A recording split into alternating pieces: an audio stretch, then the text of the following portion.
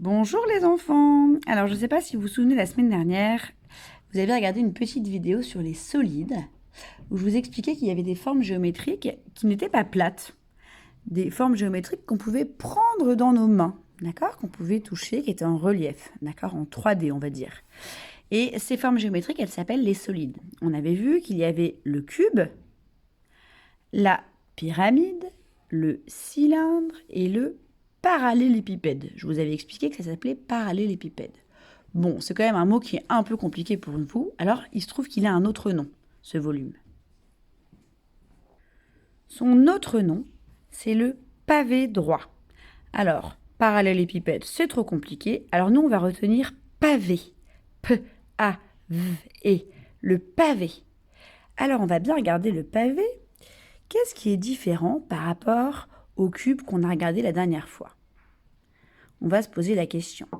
Dans le cube, qui est encore là, je n'avais que des carrés. Vous avez vu? Toutes les faces étaient pareilles. Hop, j'enlève mon cube et je regarde mon pavé droit. Et là, on voit qu'il y a une face carrée. De l'autre côté, il y a aussi une face carrée. Mais ici, ce ne sont plus des carrés. Qu'est-ce que c'est? Est-ce que vous savez comment ça s'appelle cette forme? Un rectangle. Effectivement, les autres faces, ce sont des rectangles.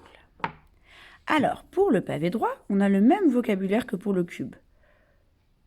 Les grandes lignes comme ça, sur lesquelles on peut passer notre doigt, s'appellent les arêtes. On avait expliqué que c'était un peu comme le nom qu'on utilise pour les arêtes du poisson. Hein, on peut retenir ça comme ça. Ce sont les arêtes. Alors, il y a une arête, deux arêtes, trois arêtes, quatre arêtes, cinq arêtes, 6 arêtes, 7 arêtes, 8 arêtes, 9, 10, 11, 12, comme pour le cube. Les arêtes, et ensuite il y a les sommets, c'est les endroits qui piquent. 1, 2, 3, 4, 5, 6, 7 que vous ne voyez pas, et 8. Alors, comme la semaine dernière, on va fabriquer un pavé avec des bâtons de bois. Là, j'ai des Mikado et des bâtons, et des petites boules de pâte à modeler pour faire les sommets. Alors, la dernière fois, on avait dit qu'il fallait que tous les bâtons en bois aient la même taille. Cette fois-ci, on va faire en sorte d'avoir des bâtons qui ne seront pas de la même taille. Pour ces arêtes-là, 1, 2, 3, 4, j'ai besoin de 4 grands bâtons. 1, 2, 3, 4. Et pour ces arêtes-là, 1, 2, 3, 4, 5, 6, 7, 8. J'ai besoin de 8 petits bâtons. 2, 3, 4, 5, 6, 7, 8.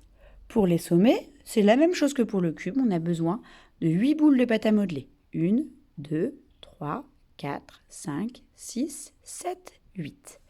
Et comme la semaine dernière, on va essayer de reconstituer le pavé avec ses arêtes et ses sommets.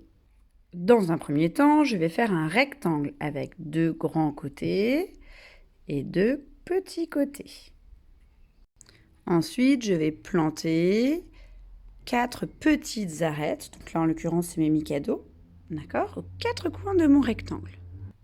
Sur chacune de ces arêtes que je viens de mettre, où là, je ne vois plus rien, hop, je vais mettre une petite boule de pâte à modeler. Là, vous voyez pas ce que je fais. Voilà. Voilà. Et ensuite, je n'aurai plus qu'à mettre des grandes arêtes en face des grandes arêtes du rectangle, des grands côtés du rectangle, et puis des petites en face des petits. Et me voici avec un superbe pavé droit, qu'on peut aussi appeler parallélépipède. J'ai oublié de vous dire aussi qu'il fallait essayer de chercher à la maison des objets qui avaient une forme de parallélépipède, de pavé droit, d'accord? Donc ça, il y en a plein à la maison. Vous pouvez trouver une brique de lait, vous pouvez trouver une boîte, je suis sûre que vous allez en trouver et m'envoyer des photos. Voilà, je vous souhaite une bonne journée. Au revoir les enfants.